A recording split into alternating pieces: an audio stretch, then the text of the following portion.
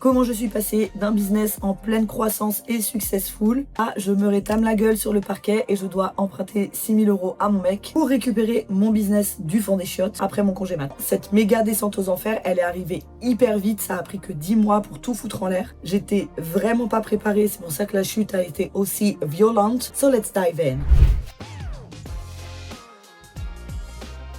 En gros, avant mon accouchement, j'avais généré près de 250 000 € de CA avec mon entreprise de coaching. Mon livre, le fucking guide de la confiance en soi, avait été publié aux éditions First. Mon Instagram avait passé la barre des 15 000 abonnés. J'avais créé les R&B Therapy qui marchaient super bien sur Paris. J'étais invitée en conférence, en table ronde, dans des podcasts trop stylés. Je faisais des webinaires à 3000 personnes et ça me paraît lointain, mais je me payais comme ça en mode casual des masterminds à 10 000 $ aux États-Unis. Bref, j'étais vraiment en mode Tina Turner avec l'énergie d'une meuf méga fringante sans enfant qui peut aller se coucher à 5h du mat et aller bosser à 9h sans sourciller. Et élément hyper important pour la suite de l'histoire, mon business dépendait vraiment entièrement de moi. Je faisais le coaching, l'acquisition, les tunnels de vente, la communication, la vente, l'administratif, everything. Et à l'époque, ça tenait parce que, évidemment, j'avais de l'énergie. Puis, le 10 janvier 2023, plus beau jour de ma vie, Sainte Mère de Dieu, ma fille, Bianca, est née. Et au début, c'était cool parce que vraiment, tout était sous contrôle. J'avais prévenu mes clientes que je prenais 10 semaines de congé mat, j'ai profité à fond, mais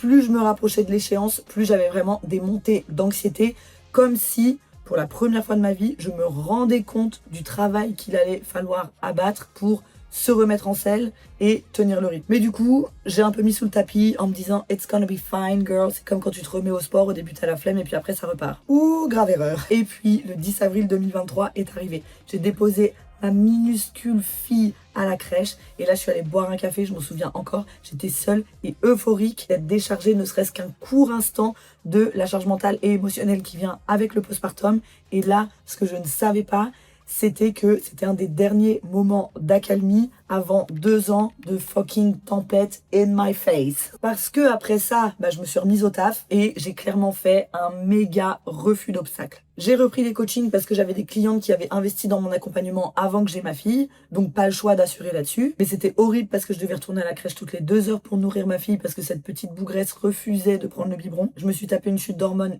ultra vénère liée à l'arrêt trop rapide de l'allaitement. Et globalement, je me sentais vraiment épuisée et vraiment très seule alors que j'étais globalement hyper soutenue. Donc certes, j'étais présente pour mes clientes parce que voilà, j'étais engagée, mais par contre, tout le reste s'est pété la gueule parce que j'avais plus une once d'énergie à investir dans mon business. Donc je créais plus de contenu, je faisais plus de ventes, plus de webinaires, plus d'actions commerciales, rien du tout. Et donc du coup, j'avais pas de lead et j'avais pas de vente et j'avais pas de CA. Et donc face à cette situation, mon amoureux a vu l'état de descente dans lequel j'étais. Il m'a proposé de me prêter 6 000 € le temps que je me remette d'équerre et que je puisse repartir dans un processus de vente. Et ça a marché. J'ai retrouvé du poil de la bête, je me suis fait coacher et je suis repartie comme en 40 au four et au moulin. Grave erreur encore une fois, comme on le verra plus tard. Donc là, je suis rentrée dans une nouvelle période de grosse déterre. Je me levais à 5h du matin pour créer du contenu dans la salle de bain à côté des chiottes parce que ma fille dormait dans notre chambre et nous on dormait dans le salon. Je faisais des calls de closing à 18h avec ma Bianquette sur les genoux. J'avais re-rempli mon groupe de coaching et renfloué les caisses et j'étais vraiment d'autant plus au taquet que mon mec est en train de perdre son taf et que maintenant on avait la responsabilité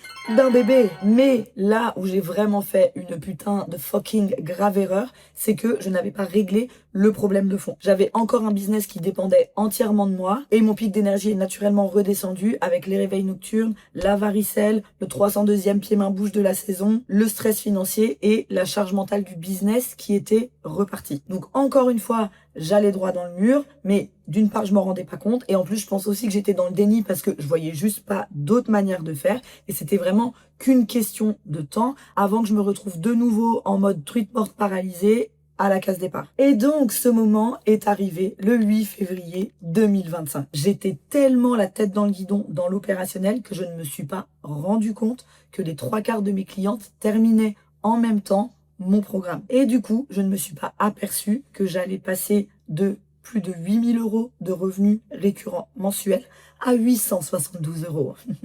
Et quand je m'en suis rendu compte, c'est là que mes nerfs ont lâché et que pour la première fois, j'ai eu un découragement total. J'ai vraiment senti pour la première fois de ma life que j'étais arrivée au bout de mes limites, que j'avais plus une goutte de jus et que j'étais incapable de mettre en place ne serait-ce qu'une micro-action de vente ou de commercialisation. Mais vraiment ni un post, ni un webinaire, ni une story. Vraiment j'étais au stade où la simple vue des icônes Canva ou Instagram me donnait la gerbe. Du coup, what did I do? J'ai évidemment pleuré toutes les larmes de mon corps, de panique, d'énervement, de soulagement, de frustration et vraiment de maxi colère envers moi-même d'avoir fait cette énorme erreur de gestion de grosse bolos. Et en fait, une fois calmée, je me suis rendu compte que j'avais vraiment besoin d'un break de mon business parce qu'encore 3 jours comme ça et vraiment je finissais comme la mère de Jared Leto dans Requiem for a Dream. Et c'était vraiment pas ce que je voulais, ni pour moi, ni pour ma famille, ni pour ma fille, ni for fucking nothing. Et donc, à 23h ce soir-là, j'ai pris la décision de faire une pause. Et l'univers m'a confirmé que c'était une très bonne idée puisque 45 minutes plus tard, il m'a apporté sur un plateau d'argent une annonce pour mon dream job de coach marketing en remote, 15 heures par semaine, very well paid,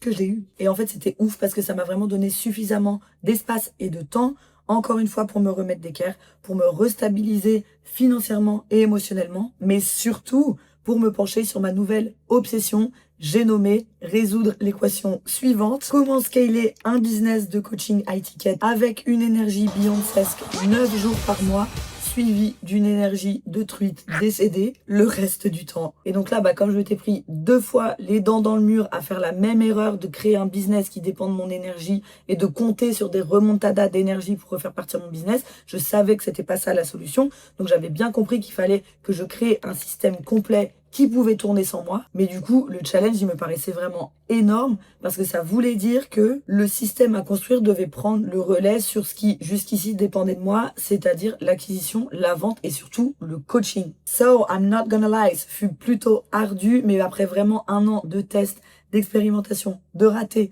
de succès, voici les 3 systèmes à construire dans ton business de coaching high ticket. Let's go!